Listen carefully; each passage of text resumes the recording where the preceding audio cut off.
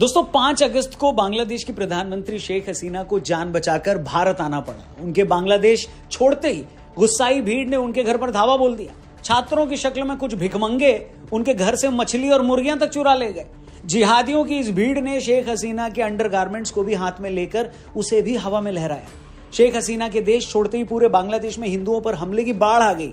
हिंदुओं पर अब तक 100 से ज्यादा हमले हो चुके हैं। सोशल मीडिया पर कई ऐसे वीडियोस वायरल हो रहे हैं जहां हिंदुओं के घर पर हमले किए जा रहे हैं, उनके घरों को आग लगाई जा रही है, कई जगह मंदिर तक फूंक दिए गए। इस बात की पूरी पॉसिबिलिटी है कि शेख हसीना के जाते ही बांग्लादेश में बेगम खालिदा जिया की बांग्लादेश नेशनल पार्टी और जमात जैसे कट्टरपंथी संगठन हावी हो जाएंगे।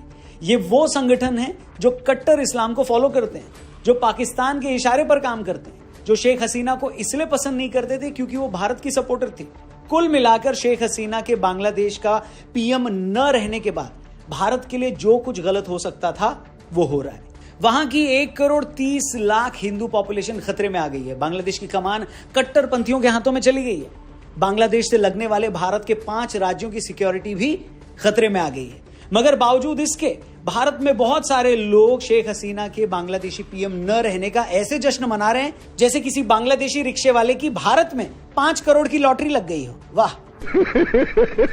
शेख हसीना के बांग्लादेश का प्रधानमंत्री न रहने पर इन कुकुरमुत्तों की फौज क्यों खुश है, उस पर तो मैं बाद में आऊंगा। पहले हम ये समझ लेते हैं कि शेख हसीना के बांग्लादेश का पीएम न रहने पर भारत को क्या क्या नुकसान है। इसलिए वीडियो पूरी देखिएगा और ये वीडियो पसंद आए तो इसे और भी लोगों तक पहुंचाइएगा, शेयर जरूर करिएगा। शुरू करते हैं।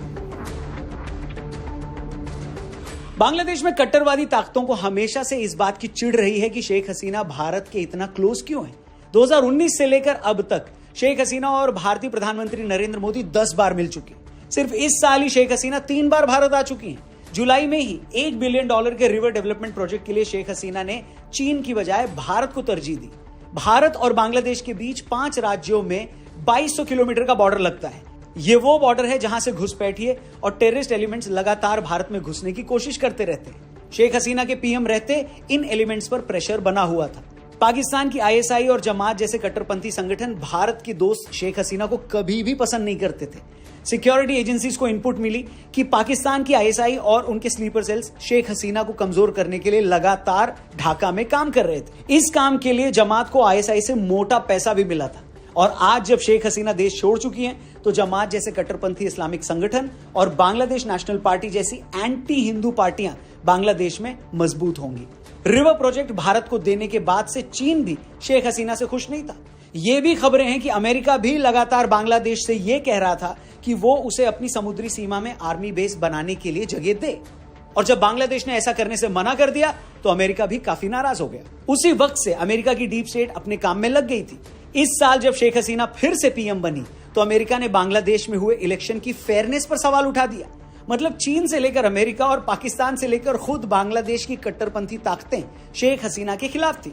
मगर शेख हसीना ने इस दौरान भारत से रिश्ते कमजोर नहीं किए। इतने प्रेशर के बावजूद वो अपने ही देश की कट्टरपंथी ताकतों के आगे नहीं झुकी। इसलिए अगर आज शेख हसीना बांग्लादेश की पीएम नहीं रही तो सबसे ज्यादा फिक्र भारत को ही होनी चाहिए और इसका सबसे ज्यादा नुकसान हमें ही हुआ है। मगर जैसा कि मैंने कहा, फिर भी बहुत सारे कुकुरमुत्ते इस बात पर ऐसे ताली बजा रहे हैं जैसे कोई छपरी लौंडा बारिश में किसी लड़की के स्कूटर से गिर जाने पर खुश होता है। गजब बेइज्जती है। और ये लोग इस हद तक खुश हैं कि ये जिहादी शेख हसीना के घर सामान भी चोरी कर रहे हैं और उनके अंडरगारमेंट्स को हवा में लहराकर एक औरत की बेइज्जती भी कर रहे हैं। तब भी बहुत सारे टीवी से बेरोजगार हुए एंकर्स इसे क्रिटिसाइज करने की बजाय इसे भीड़ की शक्ति बता रहे हैं। मतलब यही भीड़ मंदिरों में आग लगा रही तो इन्हें नहीं दिखता। यही भीड़ हिंदू बस्तियों को तबाह कर रही है, ये भी इनको नहीं दिखता। बांग्लादेश में आज हर जगह हिंदू बच्चियों और औरतों के साथ गलत हरकतें हो रही हैं। ये सब भी इनकी मोतियाबिंद आंखें नहीं देख पा रही हैं। मगर ये ऐसे अकल के दुश्मन हैं कि भीड़ की हिंसा में उसकी शक्ति देख रहे हैं। ये वो ढीठ हैं जिन्हें अपने मालिक के पादने में भी आलाप सुनाई देता है। बताइए कौन ऐसा बेरोजगार एंकर, क्या लगता है आपको? कमेंट करके जरूर बताइएगा। और जब तक आप कमेंट करें मैं आपको बता दूं, हिस्टोरियन इतिहासकार मीनाक्षी जैन मैम के साथ एक अमेजिंग पॉडकास्ट हमने किया जहां भारत के इतिहास को कैसे सैकड़ों सालों तक लोगों ने तोड़ मरोड़ कर हमें पेश किया, हमें झूठा इतिहास पढ़ाया, कैसे उन लोगों की पोल पट्टी खुली है। उस पॉडकास्ट में आप जरूर देखिएगा। इससे पहले वाला एपिसोड पॉडकास्ट का ही है। इनफैक्ट आपको डिस्क्रिप्शन में उसका लिंक भी मिल जाएगा। फिलहाल बात करते हैं बांग्लादेश के हालात की। शेख हसीना के बांग्लादेश का पीएम न रहने पर खुशी के मारे अपने कपड़े फाड़ लेने वाले इन ग्यांडुओं का कहना है एक सेकंड, मैंने ज्ञान बोला, ग्यांडुओं का कहना है कि शेख हसीना के जाने पर हम इसलिए खुश हैं क्योंकि वो डिक्टेटर थी। शेख हसीना के जाने पर हम इसलिए खुश हैं क्योंकि उसने नौकरियों में आरक्षण दिया था। शेख हसीना के जाने पर हम इसलिए खुश हैं क्योंकि उसने गलत तरीके से इलेक्शन करवाया था। अब मैं पूछता हूं, क्या इसमें से किसी भी बात में कोई सेंस है? क्या कोई देश अपनी फॉरेन पॉलिसी इस बात से डिसाइड करता है? शेख हसीना अगर डिक्टेटर हैं तो पूरी दुनिया को तो चीन से वैसे कोई रिश्ता नहीं रखना चाहिए, वो तो डेमोक्रेसी भी नहीं है। अगर शेख हसीना जनता की आवाज दबाती हैं तो चीन तिब्बत से लेकर हांगकांग में क्या कर रहा है? उइगर मुसलमानों के साथ वो जो कर रहा है वैसा जुल्म तो पूरी दुनिया में कोई किसी के साथ नहीं कर रहा। अगर विदेशी रिश्ते इन बातों से तय होते तो आज पूरी दुनिया को चीन से रिश्ते तोड़ लेने चाहिए थे। क्या बात है सर। अमेरिका ने यूएन के मना करने के बावजूद अफगानिस्तान और इराक पर हमले किए थे, तो क्या मुसलमानों के रहनुमा पाकिस्तान ने उससे भीख मांगनी बंद कर दी? बताइए। आज इजराइल अपनी मर्जी के हिसाब से जब चाहे लेबनान से लेकर ईरान, सीरिया और गजा में हमले कर देता है, तो क्या पूरी दुनिया ने उससे रिश्ते तोड़ लिए? पूरी दुनिया तो छोड़ो, खुद अरब देशों ने उससे रिश्ते नहीं तोड़े हैं बॉस। ये है रियलिटी। इसलिए प्यारे मोहन, रिश्ता चाहे दो लोगों के बीच हो या दो मुल्कों के बीच, वो हमेशा आपसी फायदे पर टिका होता है।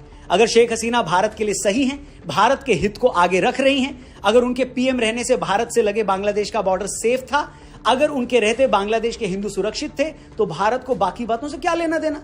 उसी तरह भारत भी मेडिकल सुविधा के लिए बांग्लादेशियों को ई वीजा देता है, उनकी पुलिस को ट्रेनिंग भी देता है, नई ट्रेन और बस सेवा के लिए उसे चलाता है, सालों पुराने बॉर्डर डिस्प्यूट सॉल्व करता है, गंगा जल समझौते के लिए ज्वाइंट कमेटी बनाता है, तीस्ता नदी प्रोजेक्ट के लिए भारत से एक टीम बांग्लादेश भेजता है। तो बताइए, बांग्लादेश को उससे क्या प्रॉब्लम है? और इल्जाम तो किसी पर कोई भी लगा सकता है बॉस। बड़ा सिंपल काम है।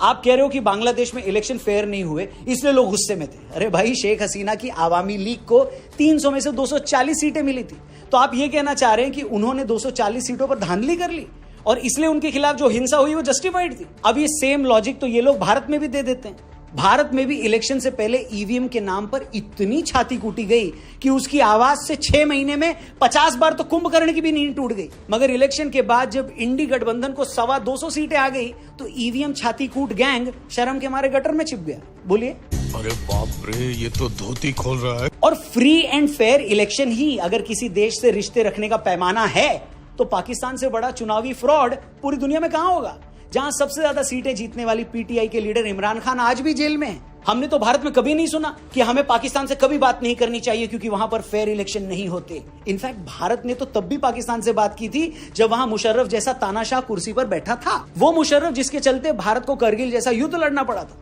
हम तो आज भी मालदीव के उस राष्ट्रपति मोइजू से रिश्ता रखे हुए हैं जो इंडिया आउट कैंपेन चलाकर मालदीव का राष्ट्रपति बना।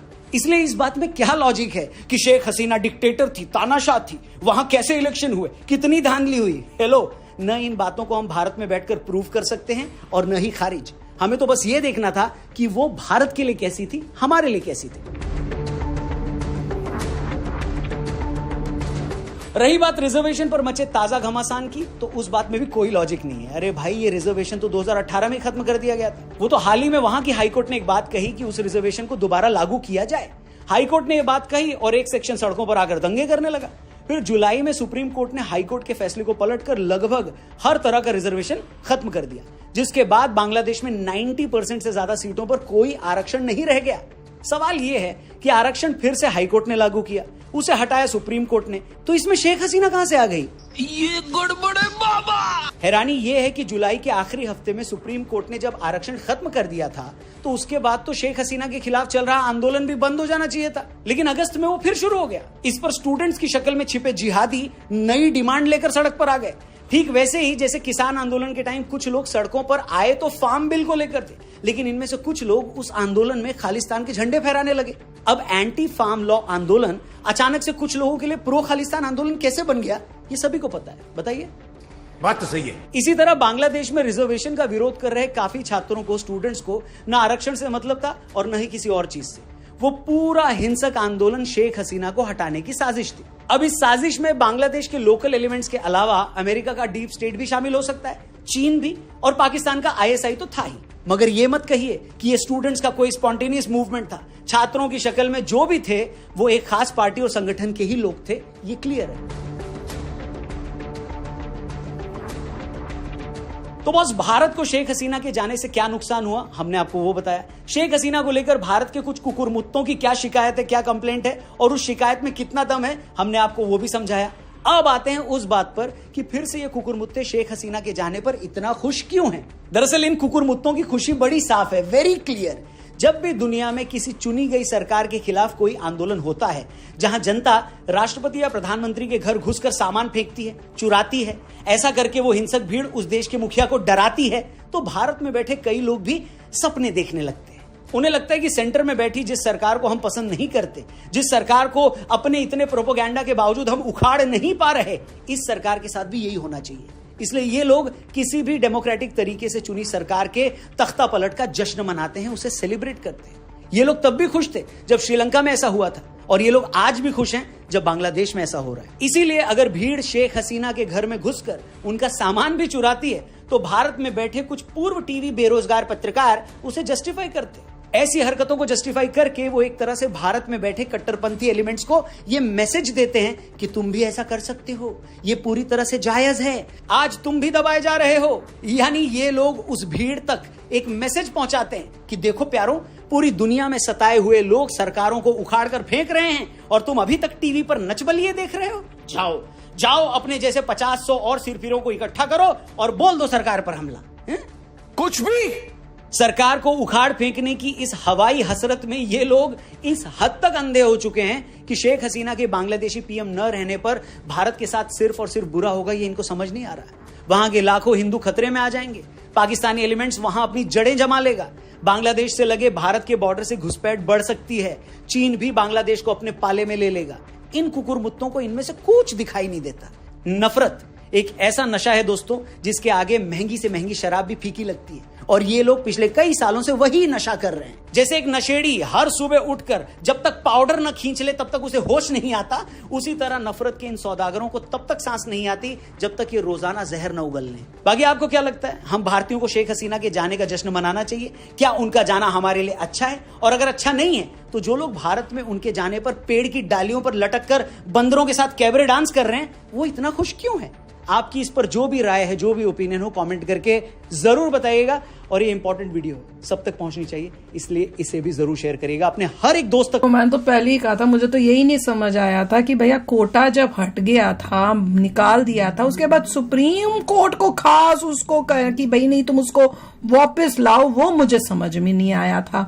तो ये बहुत ही मतलब सोचा समझा कुछ प्लान लग रहा है मुझे। तो सबसे पहले मैंने इस बात को कहा था कि सुप्रीम जो भी हाई कोर्ट लेके आया है, उसके बाद सुप्रीम कोर्ट ने हटा दिया, गवर्नमेंट भी कोटा नहीं चाहती थी, फिर भी ये सब क्यों कंटिन्यू हो रहा है?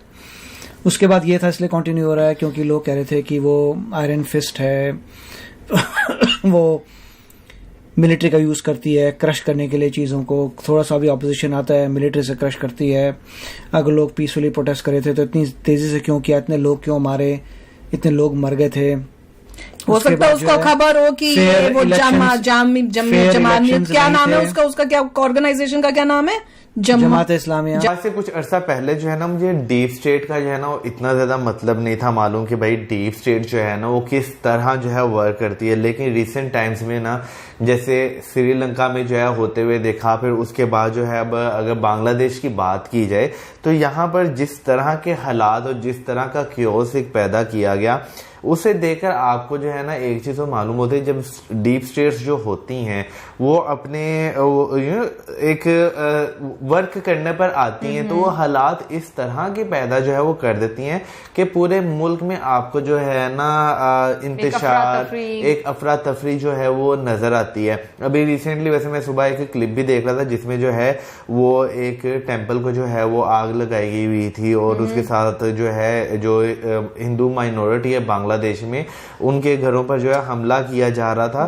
तो लिटरली मुझे देखकर जो है ना इस शेयर जरूर करना वीडियो। और एक पॉइंट में बहुत नॉर्मल रखना चाहता हूँ कि सबसे अच्छी बात इंडिया के लिए क्या थी कि वो प्रो इंडियन थी, प्रो इंडिया, और वो प्रो इंडिया थी। चाइना से पहले इंडिया के पास आती थी, कोई प्रोजेक्ट तो कुछ हो, पाकिस्तान की एंटी थी।